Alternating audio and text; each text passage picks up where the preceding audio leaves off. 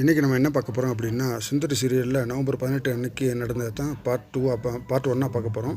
அன்றைக்கி என்ன நடந்துச்சு அப்படின்னு பார்க்கலாம் வாங்க. எடுத்தோடனே கலெக்டர் ஆஃபீஸ் என்ட்ரன்ஸை காமிக்கிறாங்க. உள்ளே சுந்தரி மேடம் உட்காந்துருக்காங்க. அவங்களுடைய பிஏவும் தீபாவும் நின்றுட்டே இருக்காங்க. அப்போ சுந்தரி மேடத்தை பார்த்து பிஏ சொல்கிறாங்க, மேடம் இந்த தீபா அவங்களுக்கு இந்த பத்திரம் மீட்டு கிடைக்குமா கிடைக்காதான்னு ஒரு நம்பிக்கையில் இருந்தாங்க. ஆனால் அது கையில் கிடைக்க வச்சது நீங்கள் தான்.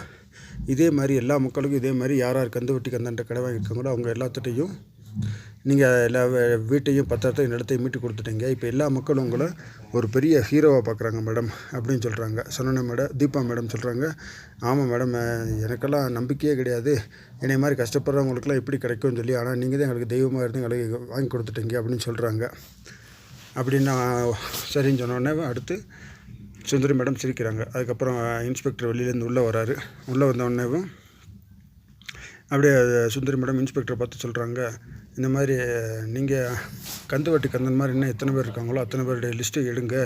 அவங்க அது பெரிய லெவலில் இருந்தாலும் சரி, இல்லை சின்ன கடையில் இந்த மாதிரி ஏமாற்றி வியாபாரம் பண்ணுறவங்களா இருந்தாலும் சரி, இல்லை சந்தை புந்தில் வியாபாரம் பண்ணுறவங்களா இருந்தாலும் சரி, யாராக இருந்தாலும் அவங்களுடைய லிஸ்ட் எடுங்க. இது எல்லாத்தையும் முழுசாக ஒழிக்கணும், அதுதான் என்னுடைய லட்சியம் அப்படின்னு சொல்லி அவங்க சொல்கிறாங்க. மேடம், இப்போதைக்கு கந்து வட்டி கந்தனுடைய லிஸ்ட்டு அடைச்சிட்டோம்ல, அதனால் நீங்கள் இது கொஞ்சம் சந்தோஷமாக இருங்கன்னு சொல்கிறாங்க. இல்லை, இந்த எல்லா கந்து வட்டிக்காரங்களையும் களை எடுத்ததுக்கப்புறம் தான் எனக்கு சந்தோஷமே கிடைக்கும் அப்படின்னு சொல்லி சுந்தரி மேடம் சொல்கிறாங்க. அதுக்கப்புறம் நெக்ஸ்ட்டு சுந்தரி மேடத்தோட வீட்டை காமிக்கிறாங்க. அந்த அப்பத்தாவை காமிக்கிறாங்க. அந்த அப்பத்தா என்ன சொல்கிறாங்க அப்படின்னா, இந்த சுந்தரி ஏன் தான் இந்த மாதிரி பண்ணிகிட்ருக்காளோ, எல்லா பேர்ட்டையும் பல பிரச்சனைகளை உண்டு பண்ணிவிட்டு நம்மளுக்கு பிரச்சனையை உண்டு பண்ணிகிட்டே இருக்கா அப்படின்னு சொல்லி சொல்கிறாங்க. அந்த சமயம் பார்த்து அதை என்ன நீ இது நேரம் பார்த்தாலும் சுந்தரியை குறை சொல்லிக்கிட்டே இருக்கா, அவள் நல்லது தானே பண்ணுறா அப்படின்னு சொல்லி, என்னத்தை நல்லது பண்ணாலும் நம்ம வீட்டுக்கு பிரச்சனை தானே வந்துட்டுருக்கு அப்படின்னு சொல்லி பாட்டிக்கு ஏத்தாப்பில் உட்காந்துருக்கவங்க சொல்கிறாங்க. உடனே சுந்தரி மேடம் ஆஃபீஸ்லேருந்து வீட்டுக்கு வந்துட்டாங்க.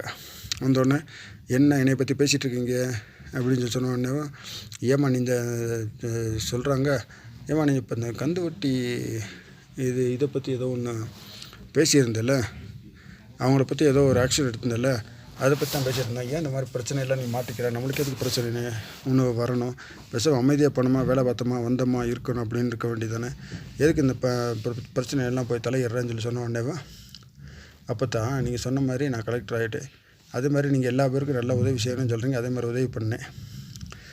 பிரச்சனைன்னு வந்தால் அதை கேள்வி கேட்க சொன்னீங்க, அதே நான் கேள்வி கேட்டுட்ருக்கேன். அதனால் எனக்கு ஒன்றும் ஆகாது, நீங்கள் தைரியமாக கவலைப்படாமல் போங்க. அப்போ தான் எதுவுமே கவலைப்படாதீங்க, எது வந்தாலும் நான் பார்த்துக்கிறேன் அப்படின்னு சொல்லி அப்பத்தாவுக்கு சுந்தரி மேடம் தைரியமாக சொல்கிறாங்க.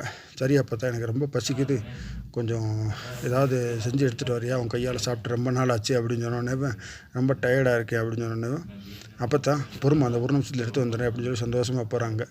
நீங்கள் எதுவும் சுந்தரி மேடத்தோட பிஏ சொல்கிறாங்க, நீங்கள் எதுவும் கவலைப்படாதீங்க அப்பத்தா, சுந்தரி மேடம் என்னென்ன ஆக்ஷன் எடுக்கிறாங்களோ அதுக்கு கோர்ட்டேவும் பத்திரிக்கையில் சுந்தரி மேடத்தோடைய ஃபோட்டோவோட போட்டு இவங்க நல்ல வேலை பண்ணுறாங்க அப்படின்னு சொல்லி பாராட்டுகள் தெரிவிச்சிருக்காங்கன்னு சொல்லி பேப்பரை காமிக்கிறாங்க. எல்லா பேரும் அந்த இதை பார்த்து ரொம்ப சந்தோஷப்படுறாங்க. அப்பத்தான் பார்த்து ரொம்ப சந்தோஷப்பட்டாங்க. சரிம்மா இருமா, நான் எடுத்துகிட்டு வந்துடுறேன் அப்படின்னு சொல்லிட்டு அவங்க போய் சாப்பிட்றதுக்கு எடுத்துகிட்டு வர போயிட்டாங்க.